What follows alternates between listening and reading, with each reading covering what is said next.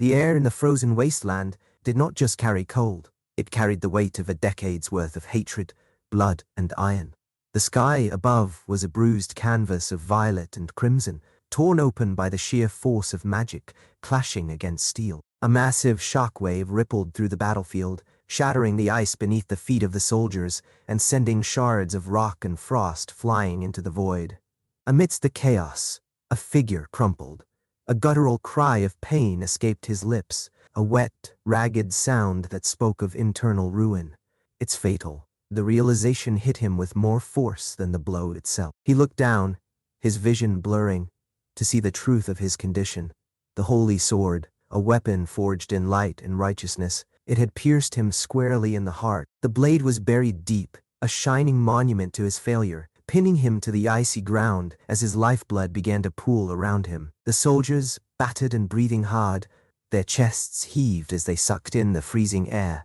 One of them, a burly warrior with scars mapping his face, let out a breathless shout that echoed off the glacier walls. It was done. After years of terror, after countless nights of fear, they had finally caught him. They had brought down the devil of the continent. But the man on the ground, the one they called a devil, knew his true name. He was Archimonde. His body was broken, his strength drained, but his mind remained sharp, cutting through the haze of pain. He remembered how it had come to this. It wasn't just this final skirmish. It was the Great Continental War, a conflict that had spanned 10 long, bloody years. He recalled the strategy, the grand design that had unraveled so catastrophically. It had been a joint operation, a pincer movement of terrifying efficiency. The Imperial Army had taken the vanguard, drawing his attention and his forces forward, while an elite few had infiltrated his defenses. Archimonde had anticipated such a move. Footsteps approached, slow and deliberate, crunching through the snow and ice. They were not the hurried steps of a soldier eager to finish the job, but the measured pace of a judge arriving to pass sentence. Archimonde forced his head up, blood dripping from his chin, to look at his executioner. Standing before him was Burkle Rainland, the leader of the Northern Night Order, but with a somber sense of duty. Burkle spoke, his voice calm and carrying the weight of history. He admitted that this victory was not his alone. He acknowledged that countless people had bled, endured, and died to make this moment possible. It was their collective suffering that had allowed his sword to reach this far, to pierce the heart of the continent's greatest threat.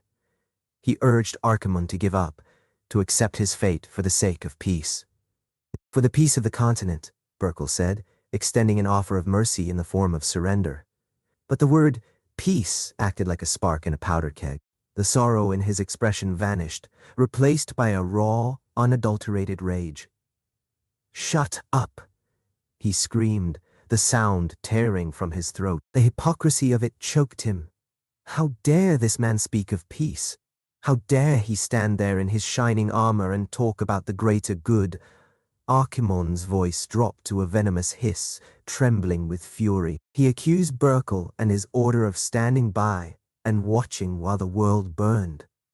He reminded the night of the plague, the sickness that had swept through the lands, killing indiscriminately. While the knights polished their medals and spoke of honor, people had died screaming in the streets.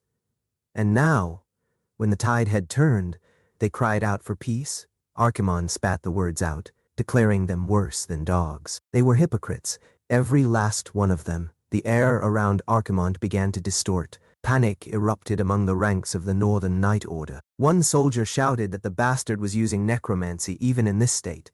Another warned that it was dangerous, that if they didn't kill Archimonde right now, something catastrophic would happen. But then, a single word cut through the panic. Stop.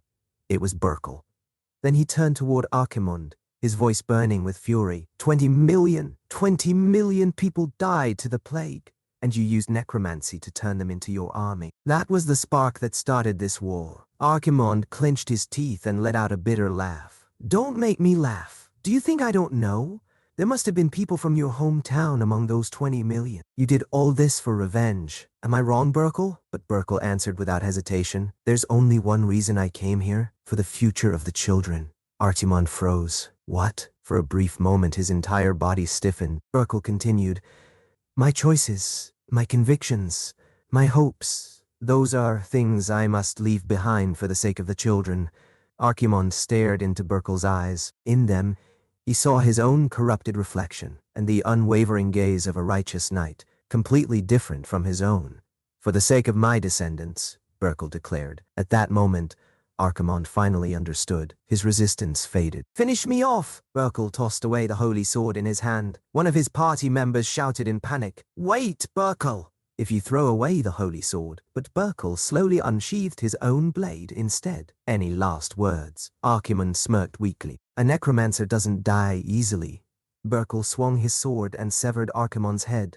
As his head flew through the air, Archimonde managed to whisper only one word, "Someday." His fading vision caught Burkle one last time, the engraved patterns on the knight's sword reflected in his eyes. Then the battlefield erupted with deafening cheers. "Archimonde is dead, yeah!" As his consciousness slowly faded, Archimonde heard the sound of his own head hitting the ground. Beyond the celebration, that sound echoed clearly. "So this is the end of the 10-year Great Continental War, and the end of the devil of the continent. The necromancer, Archimonde." Sometime later, heavy rain poured from the sky as thunder roared outside a grand mansion. Inside, two maids stared in shock at a small child. "Did you just see that?" The young master's mouth moved. "Oh my, really?" Archimonde slowly opened his mouth. What am I?" One of the maids smiled warmly. "Did you sleep well, young Master Klein?" Another maid quickly added. "Young master, the Duchess is here. She's your mother. Try saying it. Mama." Klein's tiny body felt stiff and unfamiliar. "Come on, say, Mama." The child struggled to speak. The maids gasped in delight. "My goodness, he's already speaking." But suddenly, Klein's eyes widened, and he shouted at the top of his lungs, "My guardians of darkness, my servants, my soldiers, Archimonde, summon you. So heed my command." The maids froze in horror. Outside, thunder crashed violently as their screams echoed through the mansion. 15 years later, young maids whispered among themselves while staring at Klein. "Wow, did you just see him? That face, that hair, has like a masterpiece crafted by the gods. He looks handsome again today. It's blinding. What does young Master Klein even eat to look that beautiful?" Suddenly, a voice came from behind him. "Found you. Begone, evil spirit." A bucket of holy water was dumped directly over Klein's head. The man narrowed his eyes. "Strange. For a moment, your gaze looked exactly like Archimonde's." The man was none other than the priest of the Holy Order Garrison Veerman. 3 people were already bewitched. Thankfully, the purification succeeded just in time. "It's honestly impressive how confidently you can spew complete nonsense. Aren't you tired of these pointless purification rituals after all these years?" Garrison shook his head. "They are not pointless. Archimonde's soul rests inside your body. That is why we must continue purifying that evil spirit." "But I'm not Archimonde." Garrison splashed even more holy water onto him. "There it is." Archimonde's expression. Klein stared at him in disbelief. Is he actually insane? Then he slowly backed away while muttering under his breath, "Crazy bastard. Crazy bastard." And then he turned and ran. "Get him," Garrison ordered. "Yes, sir. For your insolence," Garrison shouted after him. "You'll be taking a completely naked holy water bath. Don't be ridiculous," Klein yelled while sprinting away. "I told you, I'm not Archimonde." Inside his mind, he screamed, "You insane priest! Do you have any humanity at all?" Even Klein himself never imagined things would turn out like this. He had definitely died that day. His head had unquestionably been cut off, but when he opened his eyes again, he was inside the body of a baby. And thanks to his first words being Archimonde's necromancy incantation, everyone treated him like a demon from birth. At the age of 3, he was locked away inside a monastery. That was where he first met the so-called priest from the Holy Order. Archimonde, no, young Master Klein. And, unfortunately, that was only the beginning. Garrison's 24-hour prayer, Chantog Garrison's frozen garlic bath, Garrison's fire show of purification. Fucking hell. Klein groaned while tied before a cross. "And so," he thought bitterly, "I suffered through all kinds of torture under the name of purification rituals. And now, 5 years later, may our young master Klein live proudly as a descendant of heroes, and quickly grow into a healthy member of the family. His personal maid, Erin continued her holy prayer. In the name of the Son, the Holy Spirit. Seriously, Klein snapped, throwing the hat off his head. The handmade hat. Erin gasped. Klein immediately regretted it. Damn it, I got too emotional. She probably made it with all her heart. I should apologize and pick it up. But Erin calmly replied, Priest Garrison made that. The moment Klein heard those words, his expression twisted with rage. Behind him stood Garrison himself. Young Master Klein, Garrison said emotionally, to think you wore the hat I spent an entire week knitting. I, Garrison, am truly moved. Klein ripped the hat apart without hesitation. Yeah, I'm not wearing it. Crack. A vein bulged on Garrison's forehead. It has appeared. Archimonde's evil soul. Archimonde my ass. Klein shouted. I want the guilt I felt back. You damn priest. Just then the door opened. A knight stepped inside and bowed respectfully. Priest Garrison, are you finished with the purification ritual? The man was Dunkel. The rumors claiming young master Klein is Archimonde have existed for over 10 years. Dunkel explained. Even the Holy Order admitted there's nothing wrong with him anymore. Seeing him, Garrison, he flicks Klein away like an bug. Of course, Captain Dunkel.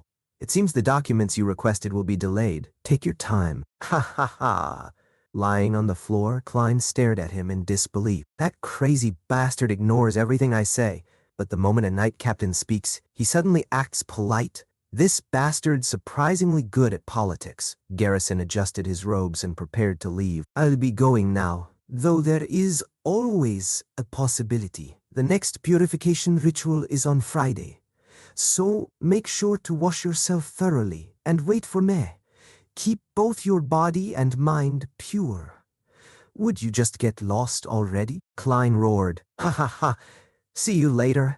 As Garrison finally disappeared, Klein collapsed in frustration. Damn it, is a priest really allowed to torture people like this? Is that guy even a real priest? He looks more like some kind of muscle demon. Aaron carefully handed him a towel. Young master, are you really not Archimonde? Yeah, Klein answered immediately. Absolutely not. I hate even hearing that name. But in his heart, he thought differently. If I admitted the truth, who knows what kind of torture they'd invent next? Ever since I reincarnated, I've lived under constant surveillance because of the rumors that I was Archimonde. I spent 7 whole years locked inside a monastery, and now that priest bastard is back again? Dunkel crossed his arms thoughtfully. He may not look like it, but Garrison is actually a proxy. There must be a reason for that. A proxy? Aaron asked curiously. Is that some kind of high-ranking position? Dunkel nodded. It's a title granted to the strongest members of the Holy Order, unless you count the Dukes of House Rhineland. They're unmatched. Aaron's eyes sparkled.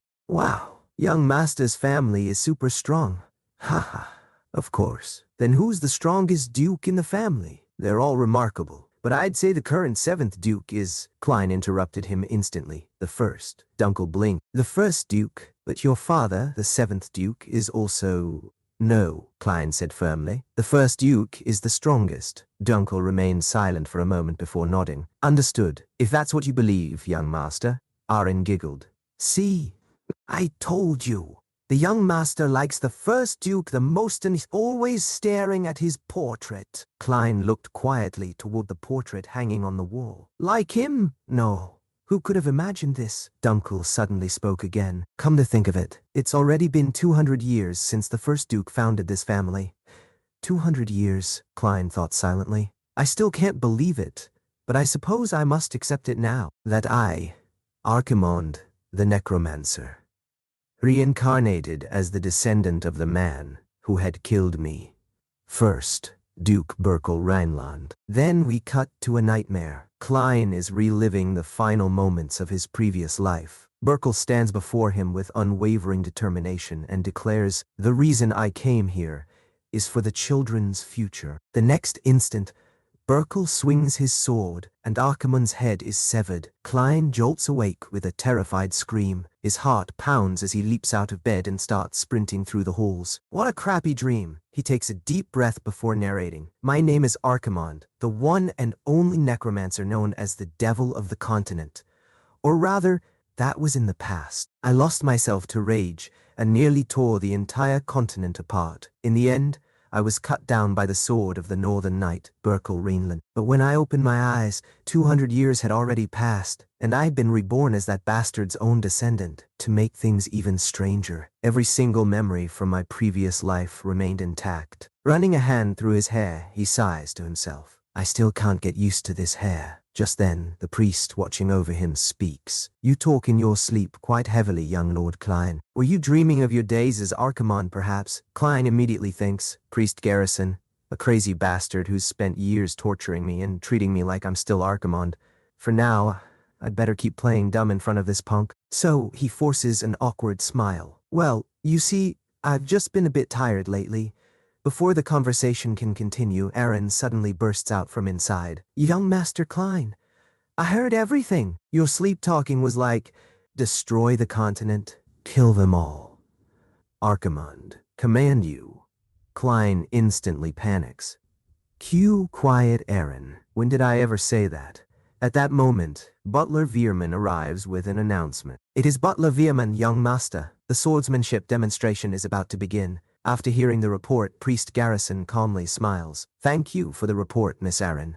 Then he looks at Klein. It seems that young Lord Klein will need double the purification ritual time. A horrified scream echoes throughout the mansion. Don't make me laugh, you crazy priest. A little later, Klein follows Butler Veerman toward the training grounds. A swordsmanship demonstration? Veerman nods. That is correct. His Grace the Duke has requested your attendance this time, young master. Klein looks surprised. Father called for me? Before they continue, Aaron tugs at Klein's sleeve. Young master, can I have this? Veerman immediately scolds her. Miss Aaron, making such impertinent requests of the young master again? Klein simply smiles. Don't be too hard on her, Veerman. Look how much she enjoys it. Then his expression turns serious. Anyway, what's going on? Father has never called me to a demonstration before. Veerman hesitates before answering. To tell you the truth, it seems members of the Branch family have arrived. Klein immediately understands. The Branch family, so those annoying pests have arrived. As soon as he enters, whispers spread among the gathered relatives. Isn't that Klein? Another mocks him. Hey,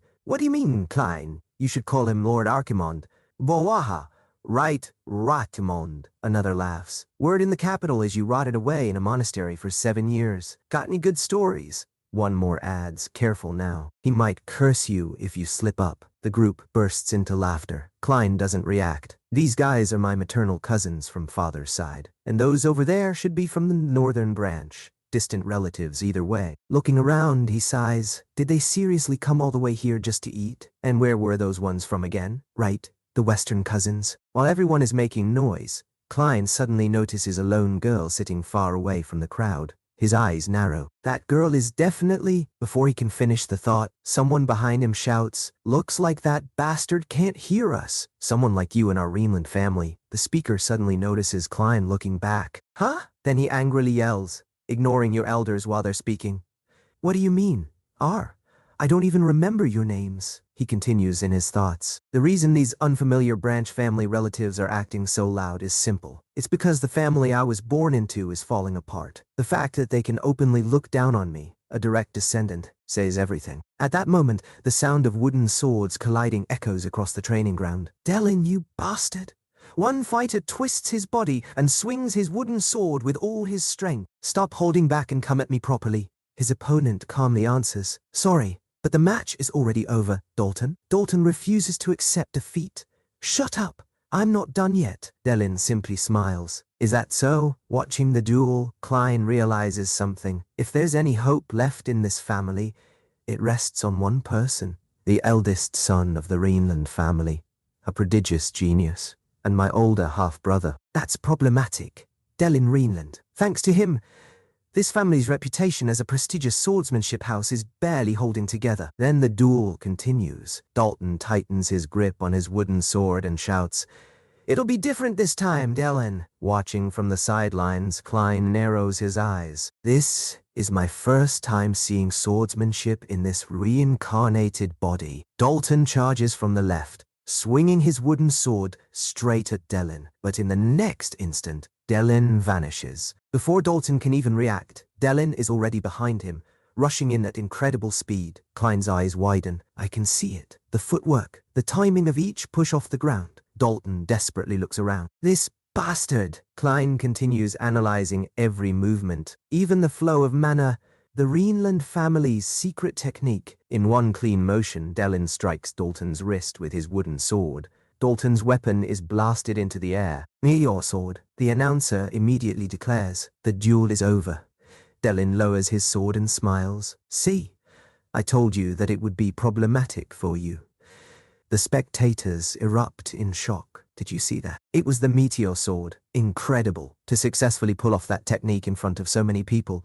Someone quietly murmurs, it must be a warning to the Branch family. A show of force that the Reinlands are still very much alive. Klein stares silently. What was that? Something in my eye just then Delin walks over with a cheerful grin. Whoa, how long have you been here? Klein casually replies. Just a moment ago. Delin laughs. You should have told me before you came. If my little brother was watching, I would have tried even harder. Klein smiles inwardly. Exceptional skills, good looks, and a great personality. The perfect guy. Then he asks, anyway, why did the Branch family show up again, if they're just here to leech money again? Before he can finish, a voice interrupts from behind. Excellent work, Delin! To have already mastered our family's technique. Standing there is the seventh head of the Reinland family, Henkel Reinland. Klein looks at him. This man is the current head of the family I was born into, my father. Henkel nods proudly. You must have worked hard to achieve this, Klein quietly observes. To him, Delin's existence must be his final source of pride. Standing nearby, Dunkel comments with admiration. This level of mana and precision, knights his age wouldn't even dare attempt it. Quite literally overwhelming talent. Delin scratches his head modestly. I'm a little embarrassed. It's still not enough, his father answers firmly. Delin, a knight of Reinland must always be the greatest knight in the Empire. Those were the dying words of the first Duke, Berkel Rhineland. Engrave them in your heart and continue to devote yourself. Delin bows respectfully. Thank you, father. As everyone praises Delin, Henkel turns toward Klein. He gently places a hand on his head. I still can't feel any mana from you. Klein lowers his head. I apologize, father. Inside, he remains calm. Showing anger and disappointment is only possible when there is still expectation. Now that any potential is gone, I am nothing but a worthless burden. And trying to ease the awkward silence, Dunkel steps forward.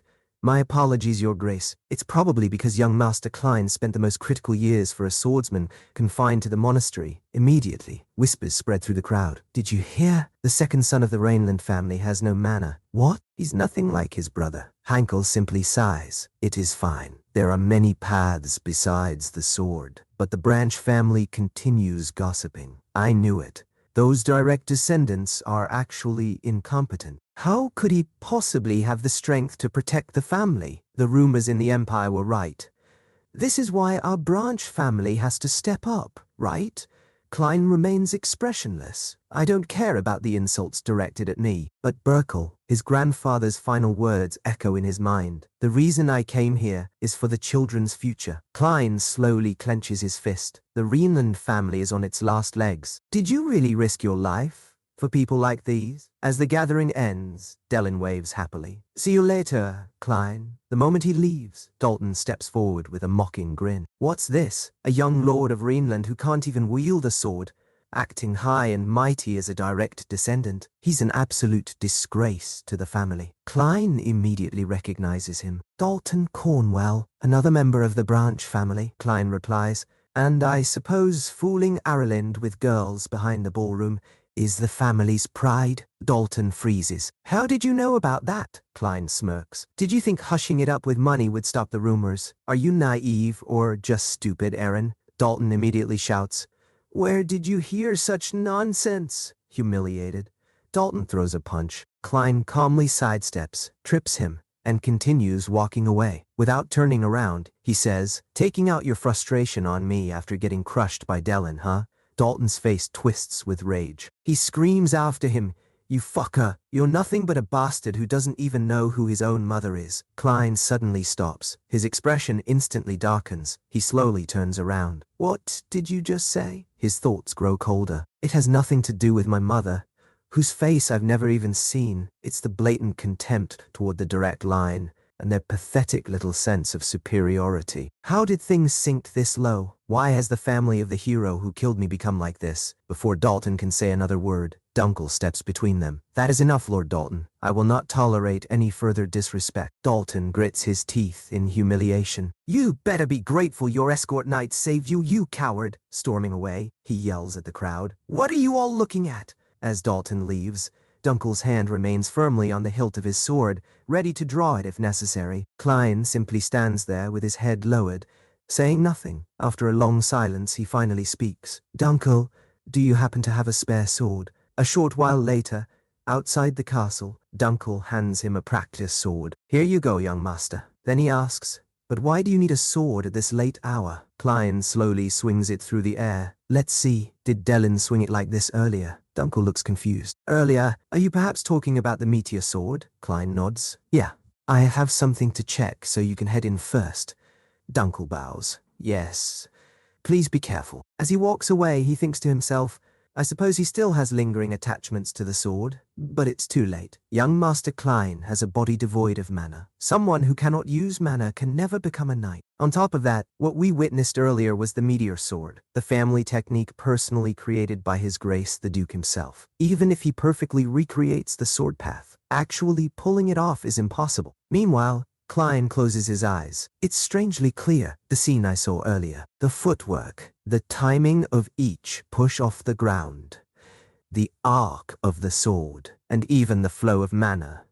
Just as Dunkel is about to disappear into the castle, he suddenly freezes. A powerful aura surges from behind him. His eyes widen as he slowly turns around. This aura, could it be? At that exact moment, boom, Klein swings the sword. A gigantic boulder standing nearby is sliced cleanly in half.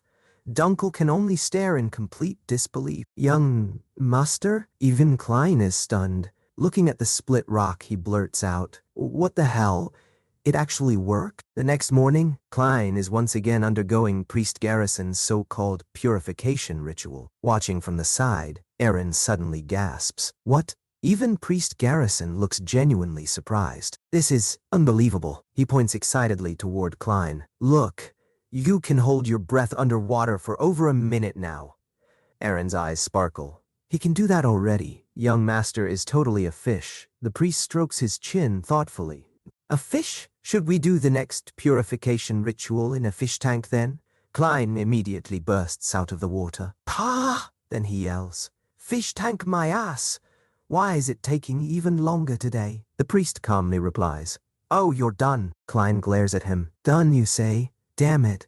Priest Garrison answers as if nothing happened. Well, for some reason, I felt an ominous aura coming from your room today. Klein can hardly believe what he's hearing. Ominous aura? You messed with me because of stuff like that. Aaron quickly runs over holding a towel. Young Master, here's a towel. Just then, Dunkel enters the room. Young Master Klein, Lord Dalton has sent an invitation for you. Klein raises an eyebrow. Who? Dunkel explains. Lord Dalton, the one who sparred with Lord Dellen the other day. He said he wants to apologize for what happened at the training grounds. Klein silently reads the invitation. That bastard is apologizing. His eyes narrow. A hunting competition. It's certainly strange of him to invite me after making such a fuss at the training grounds. He probably just needed an excuse to draw me out. Dunkel asks, are you planning to go? Klein answers without hesitation. Well, there's no reason to refuse. Then a faint smile appears on his face. Plus, I have an ace up my sleeve. As he thinks back to Dellen's duel, he realizes something incredible. I revisited Dellen's swordsmanship from a few days ago over and over in my head, and I realized something. I can perfectly replicate any technique I've seen once. I don't know why though. Dunkel nods respectfully. Understood. Then I will prepare a carriage. Just then, Priest Garrison suddenly walks over. A hunting competition, huh? How about I accompany you? Klein instantly shouts. What are you talking about? Why would you want that? What kind of bullshit are you planning now? The priest calmly smiles. Didn't I tell you? For some reason today, I feel an ominous aura. Soon afterward, A carriage rolls along a forest road surrounded by towering trees. Inside the carriage, Erin is fast asleep with her head resting on Priest Garrison's lap. Meanwhile, Klein looks completely miserable from motion sickness. Annoyed, he throws a pillow at the priest. "I told you not to come." The priest casually catches it. "Here, the western forest has rough terrain, so it's hard on first-timers. Once you lie down for a bit, you'll feel better." Then he smiles warmly. "Our young master has grown up so much to do such a sweet thing." Klein immediately cuts him off. "No, not you. Give it to Erin." Then he sighs. "Do you think I'm crazy?" Looking out the carriage window, Klein quietly reflects. "Anyway, this place has changed a lot too. When I was here, it was covered with nothing but snow and corpses. To think that the ice sheet survived for 200 years and became so green. As expected, that guy, Burkle." At that moment, the carriage comes to a stop. Dunkel opens the door. "Young Master Klein, we have arrived." Before them stands the magnificent Cornwell family estate. Klein looks around. "So this is where that Dalton guy lives, huh?" Behind him, Erin is still pale. Blur. Klein studies the enormous mansion, a mansion even more lavish than the Rhineland main house, one of the 3 great duchies, and this is supposedly just a hunting competition for kids. It seems they have enough money to waste on something like this. Just then, a familiar voice calls out, "Klein!" Dalton walks toward him, holding the leashes of several massive hunting dogs. The beasts growl fiercely. "Grrr!" Dalton smirks. "What are you looking at so intently?" He proudly gestures toward the estate. "The ceilings are high, and the walls are thick here. It's pretty well built, right?" His grin grows wider. "We just happen to have the money we squeezed out of your direct line, too." Then he mocks Klein. "But you've been locked up in the monastery for 7 years. Would you even know anything about how the world works?" The hunting dogs continue growling. Klein notices something else entirely. The dogs are all emaciated. Ignoring Dalton's insults, he calmly asks, "Since when did a hunting competition become chat time?" Dalton laughs. "Ha, you impatient bastard. I prepared this because I knew you'd be like that." A cruel smile spreads across his face. "Watch closely. We're starting now." With a sharp motion, Dalton releases all of the hunting dogs. Dalton smirks and explains the rules of his so-called hunting competition. "I've scattered bait all over the middle of the mountain. The sense of smell of a starving dog is up to 100,000 times stronger than a human's. When those beasts, driven mad by the scent, start running around looking for food, he casually raises his bow. Without hesitation, whip, an arrow pierces one of the dogs, then another, and another. Laughing loudly, Dalton shouts, "Did you see that? A successful hunt." Just then, a small voice calls out, "Young master." Dalton turns his head. He recognizes Erin and walks over to her. Placing a hand on her head, he sneers. "It's you, isn't it?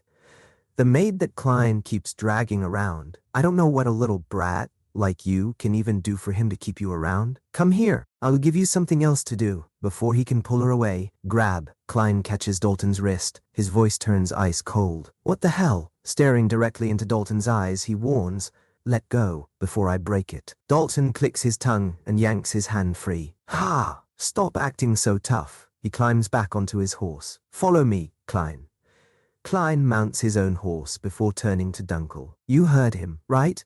I'll be back, so wait here with Erin." "Don't follow me." Dunkel immediately objects. "It's dangerous to go alone." "Let me come with." Klein interrupts him by pulling out a small magic scroll. A signal magic scroll? A signal magic scroll. A one-time use magic paper capable of sending various signals. It can be activated even by someone without mana. The moment the paper is torn, the linked crest reacts and transmits the signal. That priest bastard. It's suspicious that he followed me all the way here. If he suddenly disappears, it definitely means something went wrong. Dunkel repeats. "Went wrong?" Klein nods. "Yeah, if that guy disappears, tear the scroll immediately. The crest linked to the scroll will appear on the back of my hand and I'll be alerted." He hands it over. "I'm counting on you." Dunkel looks worried. "Young master, and we see Priest Garrison also hear them." Klein rides alone into the forest. He couldn't have gone far. If I just follow the forest trail, a few moments later, his horse comes to a stop. Scattered across the ground are the corpses of the hunting dogs. Dalton is already waiting. You came, Klein, he smirks. Aren't you a little too late? Klein looks around at the lifeless animals. Are you trying to pull? What the hell? Dalton spreads his arms proudly. What do you mean? It's the grand finale of today's competition. Then his smile becomes twisted. The last prey I'm going to kill is you. Klein stares at him. Kill me, Dalton nods. Correct. I'm going to cut off your head and throw it to Delin. And I'll tell him that the Reinland family really is a joke. Just an empty shell with neither justification nor power. He bursts into laughter. You won't even have a chance for a final struggle. The dukedom belongs to our branch family anyway. At that moment, several armed men emerge from the trees behind Dalton. Weapons in hand, they grin viciously. Curse the fact that you were born into such a stupid family. Tomorrow, everyone will be gossiping like this. The fallen sword family of the north. The Rhineland young master died like dog food. Their laughter echoes through the forest. Klein silently remembers Burkel's final words once again. The reason I came here is for the children's future. A smile slowly appears on his face. Then he starts laughing. Not a normal laugh, but the laugh of someone who has completely lost all restraint. Dalton frowns. Laughing? Huh? Have you lost your mind? One of the men sneers. A reckless brat is acting arrogant without knowing his place. Klein's smile suddenly disappears. His eyes become terrifyingly cold. This family was built at the cost of my life, yet you dare insult it and mock it. A dark aura begins gathering around him. Dalton's face turns pale. A magic? But you don't have any mana. Klein answers calmly. It's not magic. He slowly raises his hand. It's magi. The atmosphere instantly changes. The air grows heavy. The temperature plummets. The men look around in panic. Hey, what's going on? What the hell is with this guy? Wait, did he just say magi? Klein begins chanting. I call upon the ancient evil spirits buried by the passage of time. I shall raise you up and bring you into the light. From this moment, in my name, I command you anew. The earth trembles. Cracks spread across the ground. Skeletal hands burst through the soil. One after another, dozens of skeletons crawl out of their graves. Their empty eye sockets glow with an eerie light as they chant in unison. Devour! Devour! Everyone watching stands frozen in horror. Unbelievable? No, it can't be. Someone whispers the name they thought had vanished from history. Archimond. The skeletons let out chilling screeches. Klein finishes his command with a voice devoid of mercy. Until none is left of their resentful souls. Devour them all. As the skeletal army rises from the earth, Klein stands motionless. A strange feeling washes over him. I thought I had forgotten. A long 200 years had passed. Those were distant days. He slowly closes his eyes, but I can still feel it, overlapping endlessly in the dark. The voices of the dead calling out to me. A faint smile appears on his face.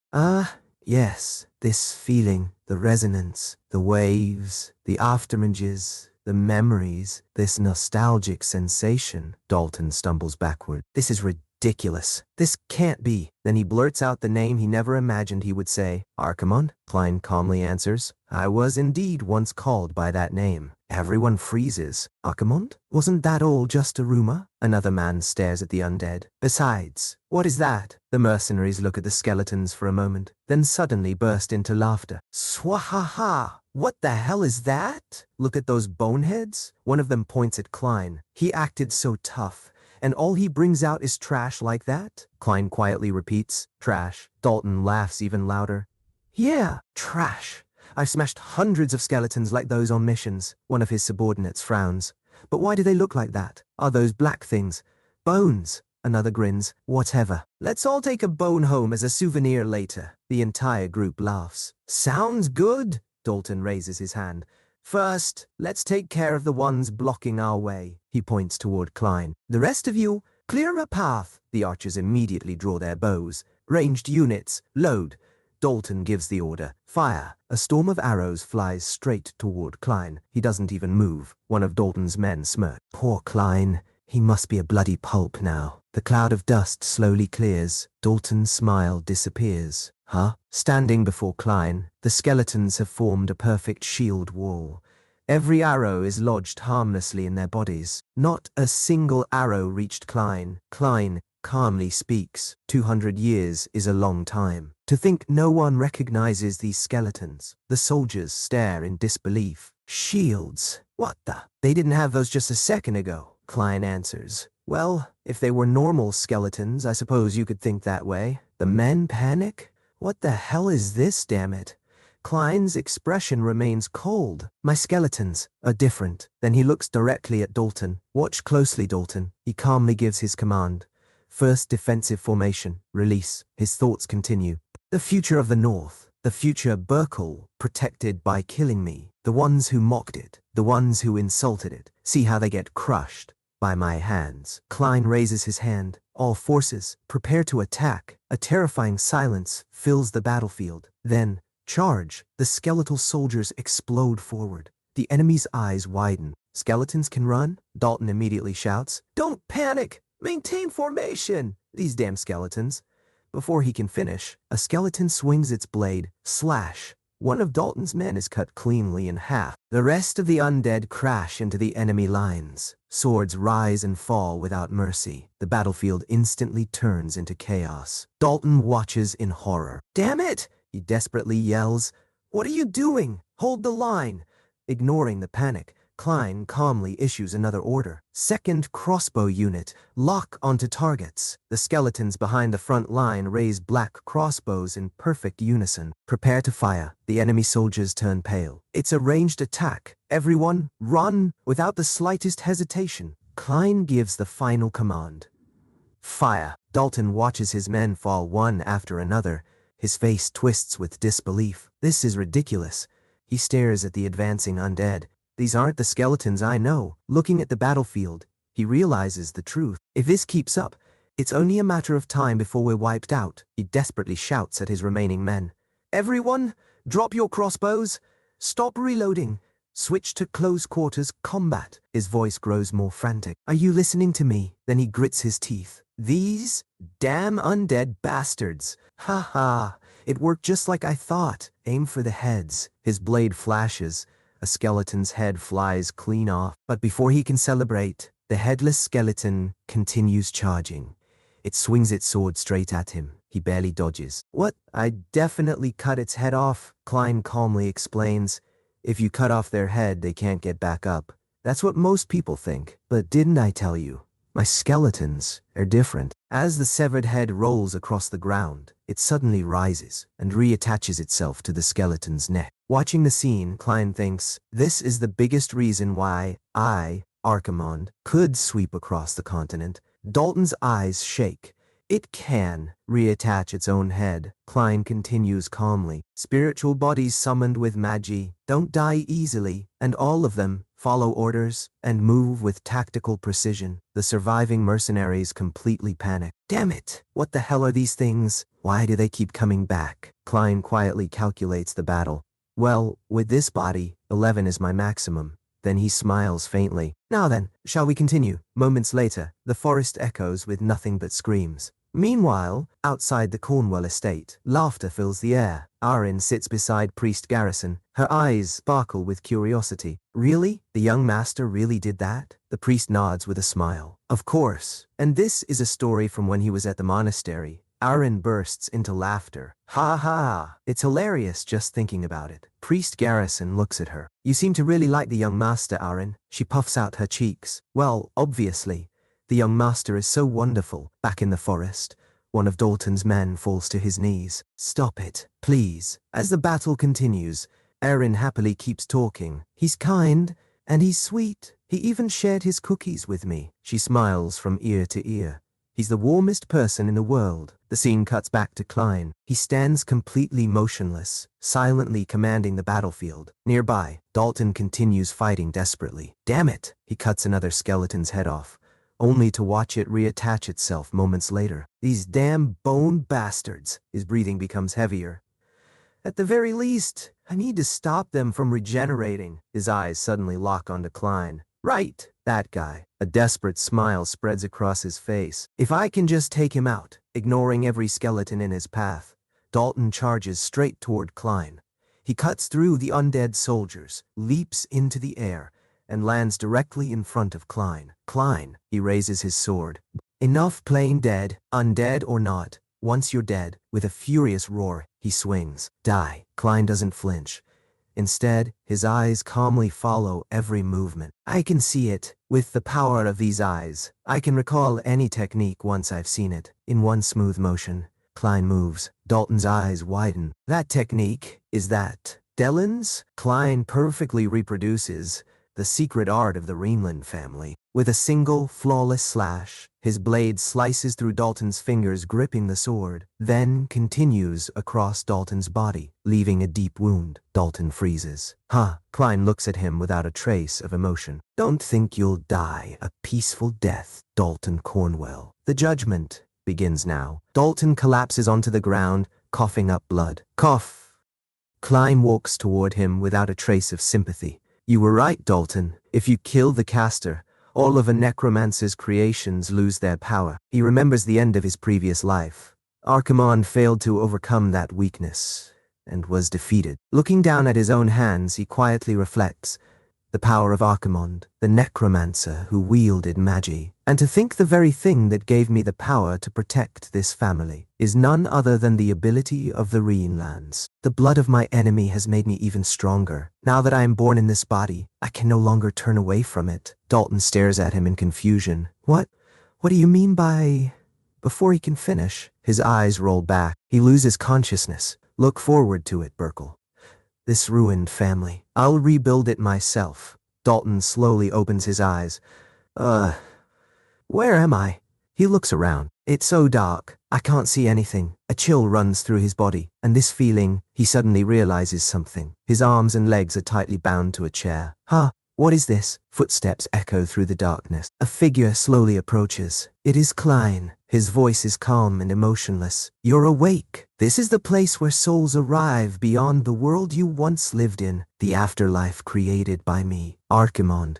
Dalton's face turns pale. Afterlife? Klein nods. Yes. He continues. In life, you, Dalton, starved and tortured dogs, and routinely abused them under the guise of hunting.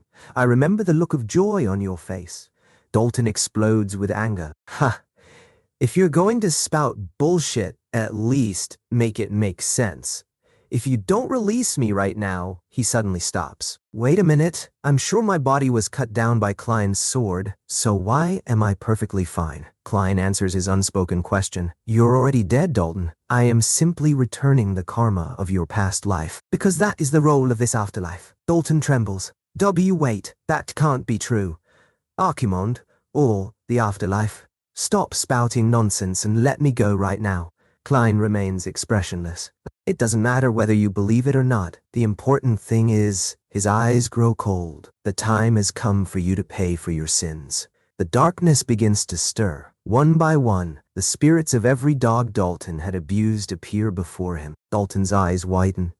Klein quietly says, listen closely to the howls of the lives you took. And remember, Dalton grinds his teeth in terror. Klein finishes, that this place is the hell you created. The cries of the animals surround Dalton. Agony overwhelms him. It hurts. Please. Outside in the real world, Dalton's unconscious body lies on the ground. His eyes remain wide open, as if trapped inside an endless nightmare. Klein silently watches him. Behind him, the skeletal soldiers gather one final time. Klein turns toward them. Right, you followed my request, so I should repay you. He raises his hand. As a reward for helping me, I shall break the curse binding you and grant you freedom. The skeletons begin dissolving into tiny particles of light. They scatter into the sky like countless stars. Klein quietly thinks, true death is when your bones shatter and scatter in the wind. But why have I come back to life? For what purpose? Just then, a strange voice speaks from behind him. To think you wield necromancy. How unexpected, young Master Klein. Klein instantly turns around. Did he see everything? He narrows his eyes. Who are you? The mysterious man smiles. You don't need to know. Not that you'd be able to anyway. He stretches out his hand toward the corpses scattered across the battlefield.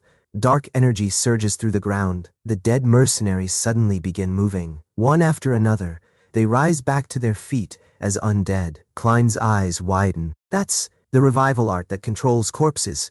Realization hits him. That guy, he's a necromancer. The mysterious man laughs. Dalton may have failed, but these corpses will still be useful. Ah ha ha. Meanwhile, back at the Cornwall estate, Aaron excitedly says, Sir Dunkel, you should listen to this too. The young master's childhood stories are incredibly funny. Dunkel keeps staring at the signal magic scroll in his hand. I will listen to them later. He thinks, a signal magic scroll. Why would the young master have something that's only used for emergencies? Furthermore, it's already been 3 hours since he entered the forest with Lord Dalton, but there still hasn't been any news. A bad feeling creeps into his mind. I have a bad feeling about this. I can't just wait here. I need to go find him right. Suddenly, 2 soldiers rush over. Wait right there, Sir Dunkel. It'll be problematic if you leave your post now. The hunting competition is still ongoing, so you should wait a little longer. Dunkel notices the crest on their armor. The Cornwall family crest? They're Dalton's escorts? So they had an ulterior motive. His expression hardens. I am the commander of the Rhineland family's exclusive night order, and young Master Klein's escort knight. If you try to stop me any further, I will no longer stand idly by. Do you understand? The 2 soldiers immediately fall silent. Before anyone can speak, Aaron asks, Sir Knight, is something wrong? Listen carefully, Miss Aaron. The young master is taking longer than expected, so I'm planning to go look for him now. Miss Aaron, please return to the mansion first with the priest. Aaron blinks. The priest just left, though. Dunkel freezes. What? Without saying a word. Since when? Aaron answers. He had a really serious expression on his face. He said his ominous feeling was right after all. Dunkel suddenly remembers Klein's warning. That priest bastard. It's suspicious that he followed me all the way here. Yeah, if that guy disappears, tear the scroll immediately. Without another word, Dunkel jumps onto his horse. Damn it! It wasn't a coincidence after all. He tears the signal magic scroll. Something has happened to the young master, back in the forest. Klein breathes heavily. My magi is completely depleted from the previous battle. I can't use necromancy right now. I won't last long in this state. The mysterious necromancer calmly gives an order. Undead, move. He points directly at Klein. Eliminate young Master Klein. The revived corpses slowly begin advancing, growling as they surround him. Revival art, huh? He stares at the enemy necromancer. You seem to think you can kill me, just because we use the same necromancy. The undead continue closing in from every direction. Then, the crest on the back of Klein's hand suddenly begins glowing with a brilliant white light. A smile appears on Klein's face. You're fucked now. You bastard. The mysterious necromancer looks up in shock. What? A golden beam of light crashes down from the sky. Boom!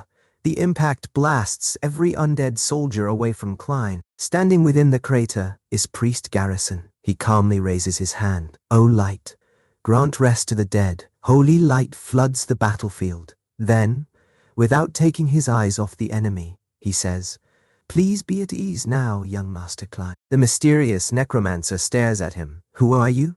Priest Garrison smiles faintly. A proxy of the Holy Order. He takes a step forward. Because I am here. A powerful aura erupts around him. Garrison Veerman, the mysterious priest's true identity finally becomes clear. The proxies were the 3 human weapons who carried out the Pope's commands, without exception. As the Holy Order's strongest military force, they alone possessed the qualifications to wield the holy weapons left behind by St. Gall, the sacred artifacts.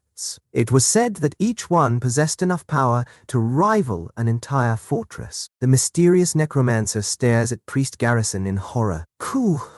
Among the proxies, who is this man, the one renowned as the strongest through pure martial prowess alone? Priest Garrison calmly steps in front of Klein. Please do not worry, young master. I am standing before you now, for I have arrived. Just then, the undead rise once again. Growling, they charge toward Priest Garrison. Without even flinching, he raises the holy book in his hand. I declare to the sinners, beg and plead, and I shall grant you a baptism of fire. I shall wash away your sins. In a single step, he disappears. The next instant, crack, crack, crack, Every undead creature has its skull crushed by the holy book before anyone can even react. Priest Garrison calmly finishes his prayer. This is both mercy and judgment. The enemy necromancer is left speechless. This is insane. Why is a proxy of the Holy Order here? And what the hell is that power? Seeing no chance of victory, he turns and runs. Fuck! This wasn't part of the deal. That's completely absurd. He sprints desperately through the forest, but before he can escape, his body is suddenly lifted into the air. Priest Garrison has grabbed him by the head with one hand. Where do you think you're going? The necromancer struggles helplessly. Wait. I can't breathe. Priest Garrison remains completely calm. I haven't finished the prayer yet. Be thankful that this judgment has been passed upon you. A drop of blood falls to the ground. Priest Garrison quietly declares, in the name of the light. Crush! With a single squeeze, the necromancer's head explodes. One of his eyes rolls across the ground, stopping at Klein's feet. Priest Garrison walks back toward him. Young Master Klein. Klein watches silently. He merely took a step. And yet, just by his presence, over 20 bodies were seemingly torn apart. Priest Garrison's blood-covered hand reaches toward Klein.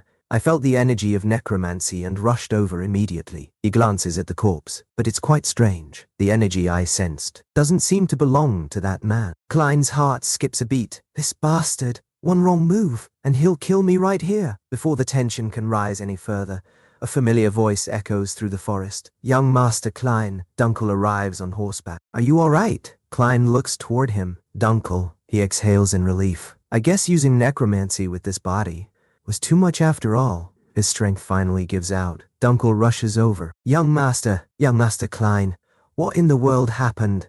And what's with all this blood? Klein manages a tired smile.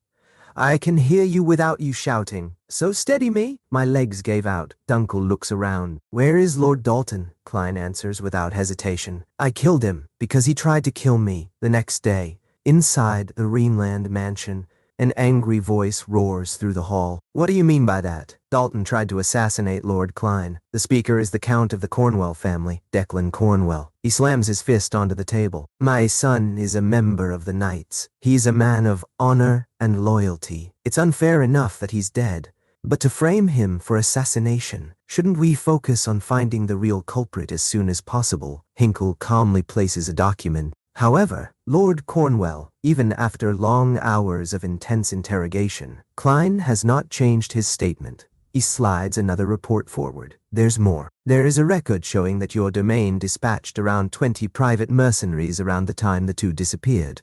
So it seems to be a fact that Dalton was plotting something. Declan's expression stiffens. That's inside. He panics. Those idiots. I told them never to leave any evidence. He quickly changes tactics. Even so, it doesn't make any sense. Dalton was skilled enough to officially join the Knight Order, yet Lord Klein has never even held a sword, has he? The nobles whisper among themselves. That's true. I saw it during the swordsmanship demonstration. Heinkel himself said that Lord Klein possesses no magic power. So how could he have killed Dalton? Declan clenches his fists. There's nothing I can do about Dalton's failure. But if they discover he tried to murder a direct heir, I'm finished too. He raises his voice again. So fine, I'll change my approach. He points toward Klein. In the first place, what kind of person is Lord Klein? Born to Archduchess Claire, who was surrounded by bizarre rumors during her lifetime. Hasn't he been claiming throughout his childhood that he is Archimonde? How can you believe the words of someone like that and frame my son as an assassin? Hinkle's expression darkens. Watch your words, Count Cornwell. Ignoring the warning, Declan shouts, Now I understand. Lord Klein, who has no talent for swordsmanship, must have hired someone to kill Dalton, and now he's committing the hideous act of pinning the blame on him. A calm voice interrupts him. Enough. Everyone turns around. Declan's eyes widen.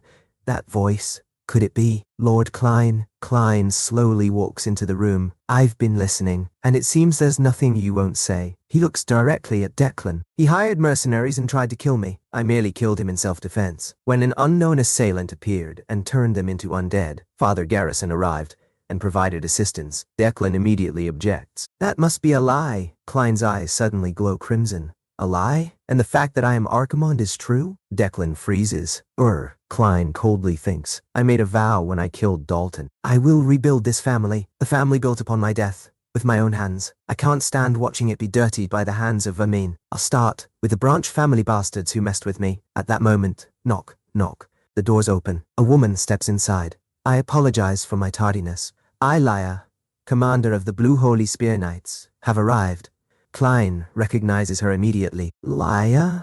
She attended the swordsmanship demonstration too, but why is she here? One of the nobles asks, Lady Laya, doesn't this incident have nothing to do with the Full-Wyvern family? Henkel answers, I permitted it. As Dalton had previously received a mission in her knight order, she therefore also has the right to attend this meeting. Laya quietly looks toward Klein. Their eyes meet. We made eye contact. Then she calmly says, if you wouldn't mind, I would like to have a private word with Lord Klein. Klein blinks. Huh? Why me? Henkel nods. I'll permit it if it's brief. Go ahead, Klein. Do not take too long. Klein sighs inwardly. How frustrating. Why are knights always so? Then his expression sharpens. No, this is actually an opportunity. There are only 3 possible reasons she called me. Verification, suspicion, or testing. He nods respectfully. Understood, father. As he follows Laya out of the room, he thinks, whatever it is, it doesn't matter. Now that I've set my goal, I have no intention of running away. Whether it's the Full-Wyvern family or anyone else, I'll turn this around and use them to my advantage. Inside a private room, bang, Laya plants one foot against the wall, blocking Klein's path. She silently corners him. Then, completely out of nowhere, she asks, say, can I touch you? Klein stares at her in complete disbelief. What? Do what now? Laya Ren Polvivan was the eldest daughter of the Full-Wyvern family, one of the 3 great duchies on the continent, alongside the Rhineland family. She was a master of spearmanship and the knight commander of the Blue Sacred Spear Knight. According to the official records of her achievements during the Western Forest Monster Suppression Operation, while conducting a search operation to ensure civilian safety, Knight Commander Laya single-handedly exterminated several high-ranking monsters all by herself, and now she turned toward Klein. What are you doing? Hurry up and follow me. Klein quickly replied, I'm coming right now. But Laya immediately warned him, and don't try to act so friendly. You and I aren't even real family anyway. Hearing that, Klein remembered what his father had once told him. Your aunt is Duke Full-Wyvern's second wife. So Laya is your cousin. That was what Henkel had told him. But there was more to it. Laya was actually the daughter of the Duke's first wife, meaning, biologically speaking, Klein and Laya didn't share a single drop of blood. They were complete strangers. Then Laya suddenly spoke. From here on, this is just my personal curiosity. Klein looked at her. Without warning, Laya pushed him toward the wall. What? She stared directly at him. Can I touch you? Klein froze. In his mind, he could only think, what now? What do you mean, touch me? Why so suddenly? Laya grabbed his hand by the wrist. Give me your hand first. She carefully examined his palm. A soft and smooth texture. Not a single scar or blister. It's like a baby's hand. Klein was completely confused. Why is she feeling up my hand? Laya continued her examination. Of course, some well-trained swordsmen don't have any calluses at all. Instead, specific areas become hard. Under the index finger, where it grips the hilt, or inside the thumb. Tendons can't lie. Klein calmly asked. So, what about it? Looked at him. You haven't used a sword, have you? Just looking at your hands, there's absolutely no trace of you wielding a sword. But what doesn't make sense is this. You defeated an official knight like Dalton and 20 mercenaries, and survived. Could it be that you used some other power? Suddenly, he pushed her slightly away. To think you'd spew nonsense like that? You want to ask if I'm Archimonde or something too? In his mind, Klein immediately became cautious. This girl is dangerous. It's not simple curiosity. That look in her eyes is meant to gauge my reaction, not just wait for an answer. Silence will be seen as an admission, and hesitation will become confirmation. If so, the easiest answer is to be more confident than my opponent. Klein looked straight at her and said, Yeah, what if I am? What if I'm Archimonde? She laughed. As if that's possible. A brat like you is Archimonde. Klein froze. A brat? His mouth and eyes opened wide. And wait a minute, you meant to say something other than brat, right? Laya casually replied. Nope. Want me to say it again? You're way too small to be Archimonde. Your proportions are bad too. Your voice and your build. You don't have an ounce of presence. In a word, you're just a brat. A little brat. Klein suffered massive internal damage from those words. In his mind, he thought, it's over. The internal damage is too severe, Laya continued. You're neither Archimonde nor a swordsman. If someone like you can defeat a knight, then I'd give you my lips. Klein went completely silent. In his mind, why would she do that? Is that even useful anywhere? His ability to think rationally was severely damaged. Is this a political move or bribery? Laya simply turned around. We're going to be late. Let's head inside. Also, she paused before adding, Archimonde would never, and she left it at that. A short while later, they returned to the meeting room. Young Master Klein and Lady Laya are entering, Klein thought to himself. All right, I admit it. I was too complacent. I'm the nuisance second son who was held by the Holy Order for 7 years. It's only natural they wouldn't believe me if I said I killed Dalton in self-defense. Dalton's father looked toward him. Young Master Klein. Klein's father then asked, Well then, may I ask what the two of you discussed? Laya was about to answer. But suddenly, Klein grabbed his sword and placed it in front of himself like a knight. Everyone was confused and shocked. Even Laya, even his father. Klein pointed directly toward Delkin Conwell. I just have to prove it myself. Klein spoke. Let's not drag this out. We should settle this like men. The Northern way. Let's face each other. In a trial by combat. Delkin's eyes widened. What did you say? Trial by combat. A trial by combat was an ancient northern judicial method used when it was difficult to reach a verdict. There were no restrictions on weapons or techniques. The outcome of the duel itself would dictate the verdict. Simply put, they would fight it out and the winner would get their way. Delkin stammered, Trial by combat. This is quite sudden, so why? Klein answered, I'm sure there's plenty of reasons, Count Conwell. Even with evidence that your son tried to kill me first, you tried to pin the crime on me. In that process, you insulted both me and my mother. But Klein admitted internally, Of course, only half of that is true. I bear the name Klein, but my true identity is Archimonde. I don't harbor any particular feelings for the mother of my second life. Delkin tried to object. Wait a moment, young master. Even so, this is... Klein cut him off. Hurry and decide, Count. Do you plan on keeping everyone else waiting? Someone nearby reacted with excitement. To think there's someone who still remembers that old tradition. It's been a while since a trial by combat. I'm looking forward to it. Klein's father finally spoke. If it is a tradition passed down since the first generation, we cannot ignore it. I, the 7th Duke of Rhineland, hereby guarantee that everything will be decided by the outcome of the duel, and all evidence presented thus far is rendered void. Delkin's eyes widened. In his mind, wait, if the evidence is void, then that means this is an opportunity. He turned toward Klein. Will you be all right? I heard the young master has no mana. I'm planning to send another knight in my stead, though. But inside, he thought, I'll have you killed, you little brat. Klein answered, It doesn't matter.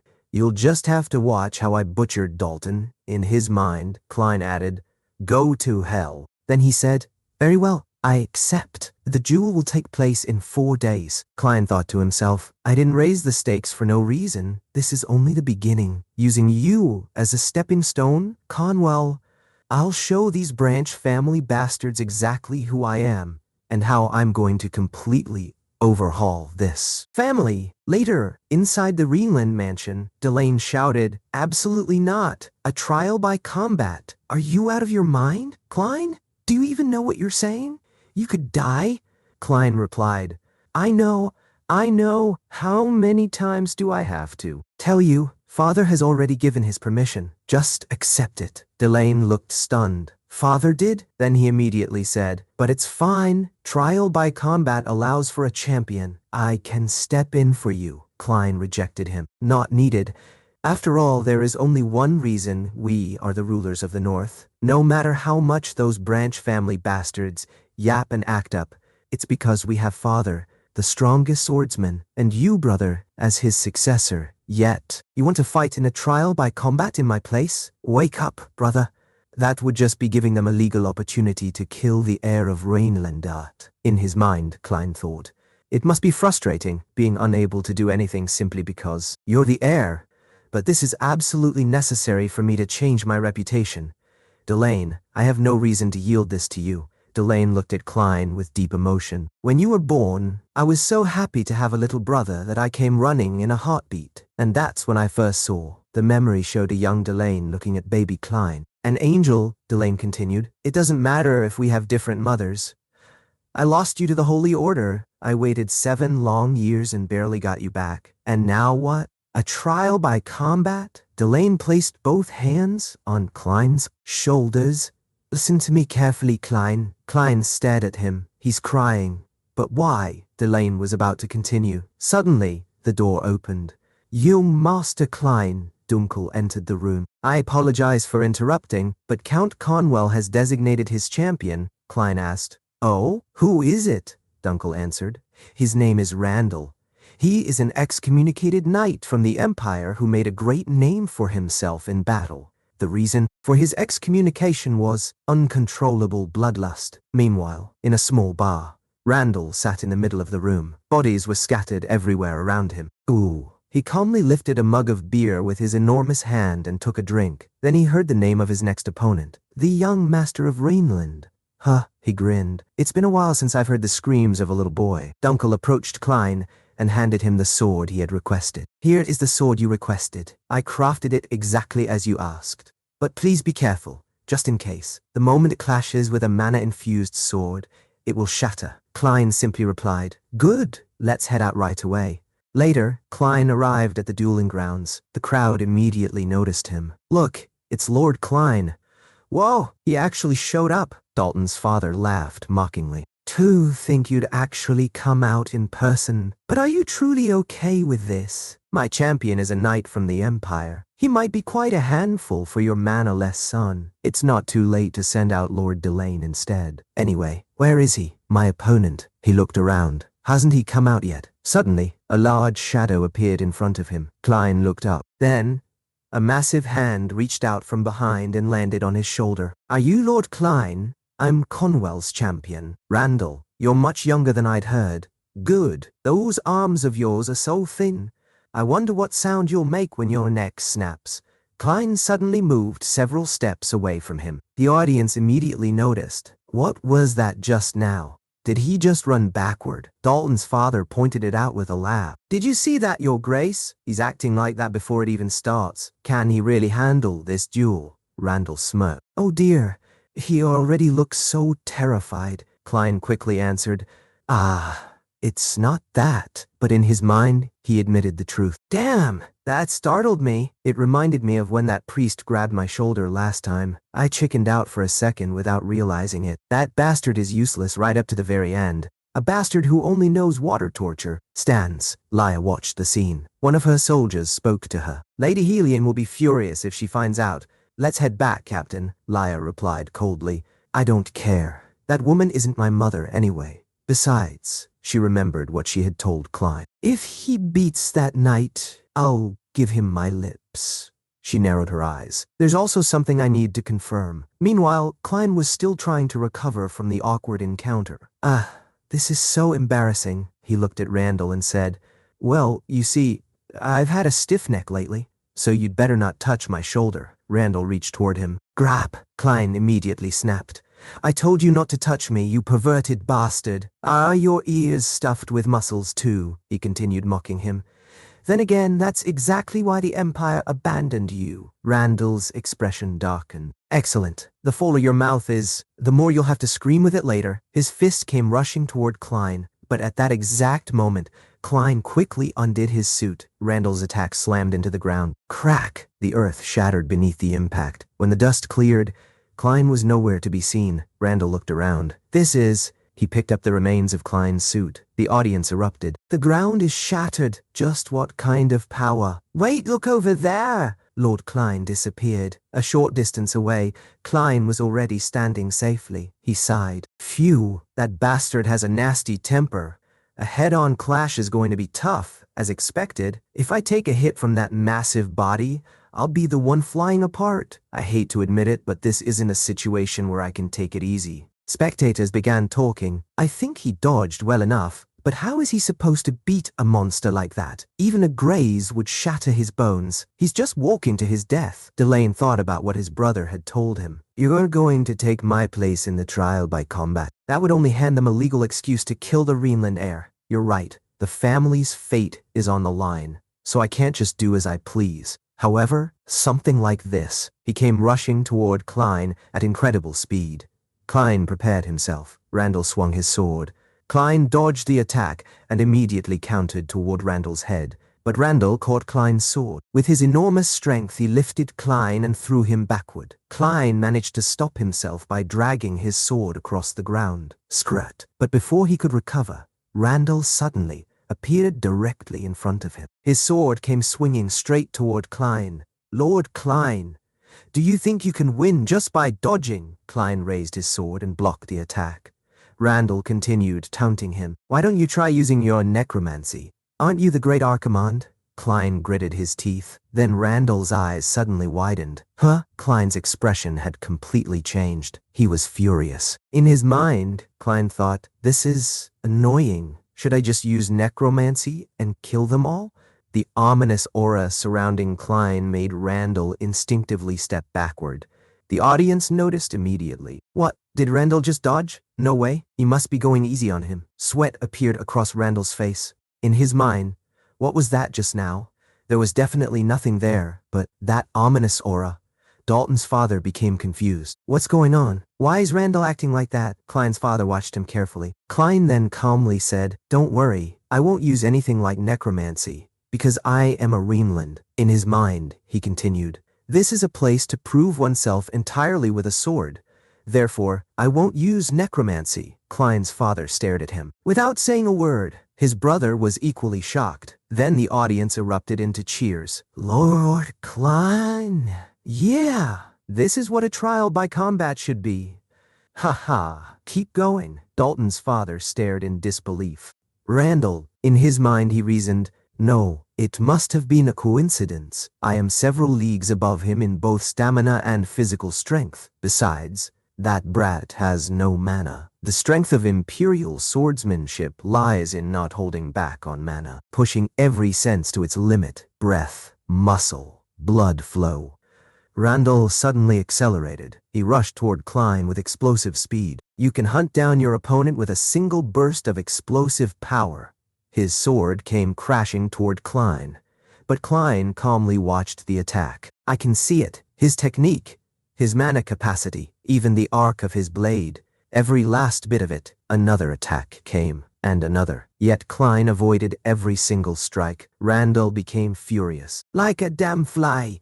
Die. He unleashed an even more powerful attack. But when the dust settled, Klein was standing somewhere else again. Randall froze. He disappeared. Did he actually read every trajectory of my sword in that short a time? Then Randall realized something. Klein was already behind him. Klein raised his sword. With a body that size, your back is completely exposed. Then he swung. Meteor sword! Slash! The blade tore across Randall's back. The entire audience froze.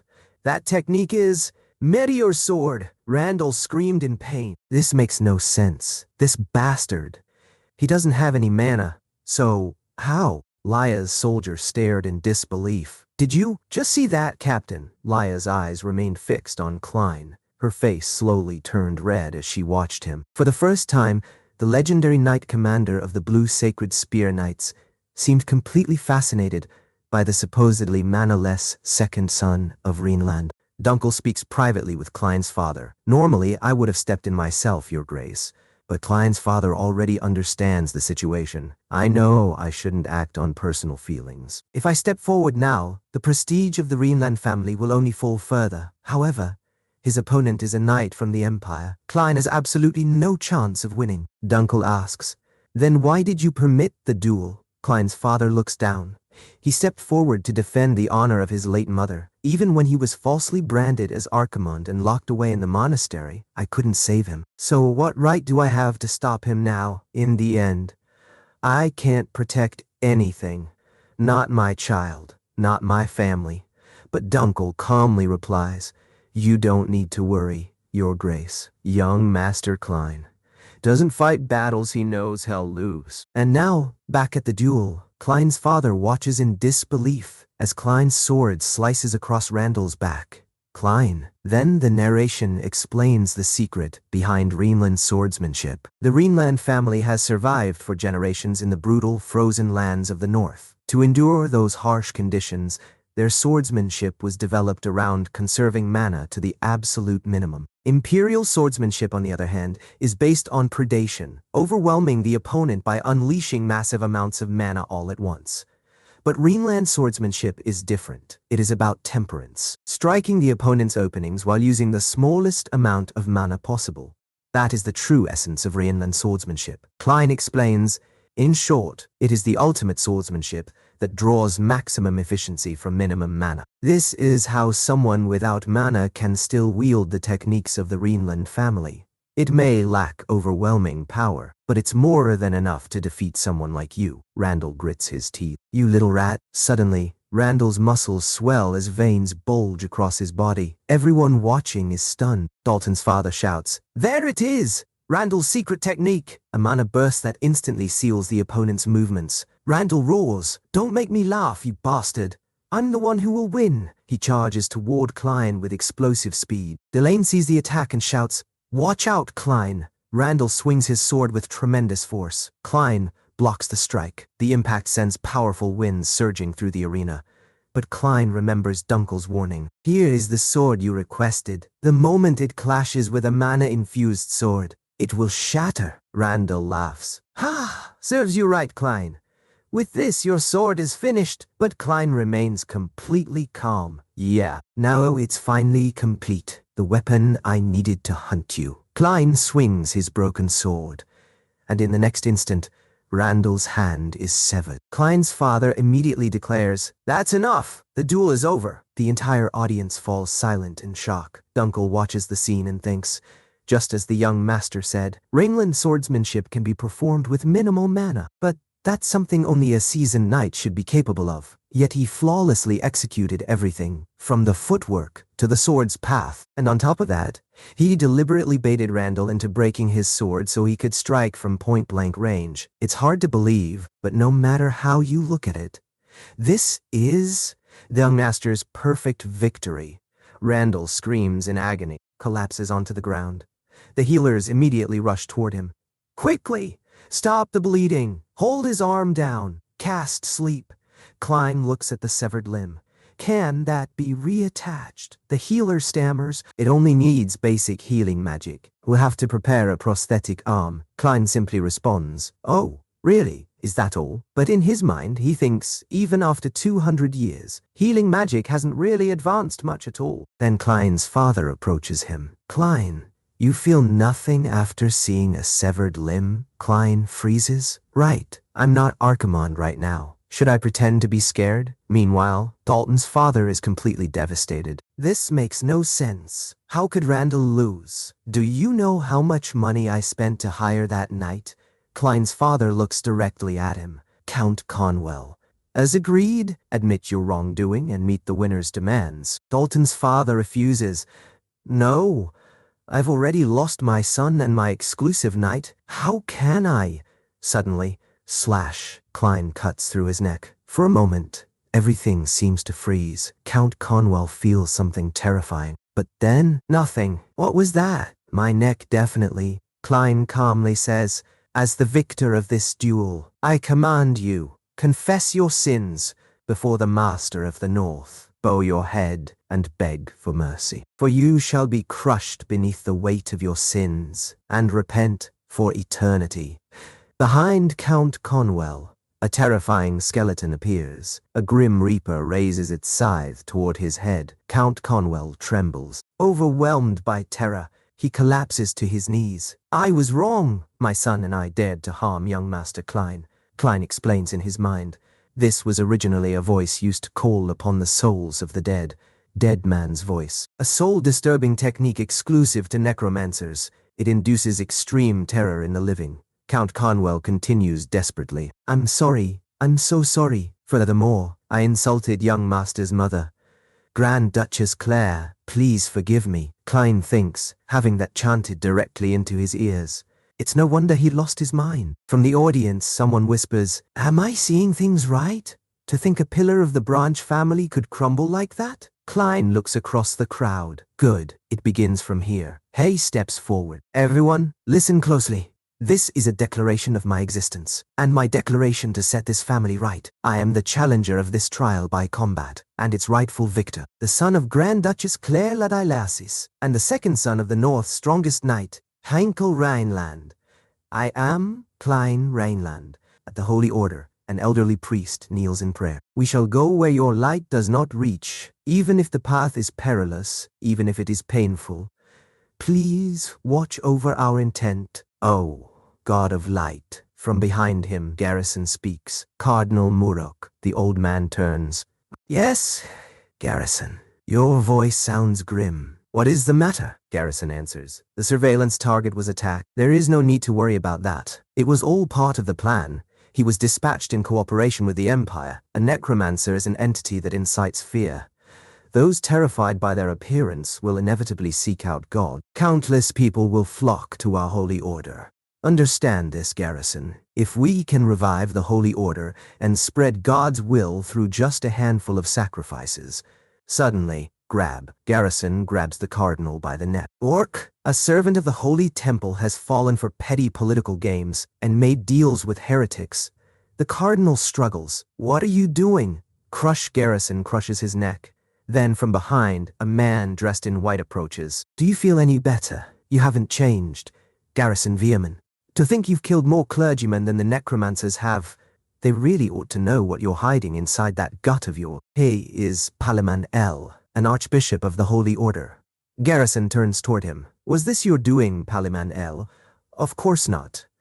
I merely authorized it. And I brought you a piece of information regarding your surveillance target. Garrison's fist suddenly flies toward him, but Palaman L disappears in an instant. From behind Garrison, he calmly says, when necromancy is used, it inevitably leaves a trace. This is the crest containing those traces. It belonged to the necromancer you killed.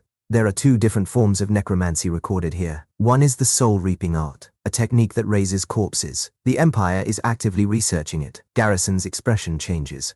And the other, Palaman L replies, the other resembles the original form of necromancy, one that manipulates souls rather than corpses. Garrison's eyes narrow. The original form of necromancy? Yes. And that means there were two necromancers at the scene. Palaman L pauses. Listen closely, Garrison. Your surveillance target.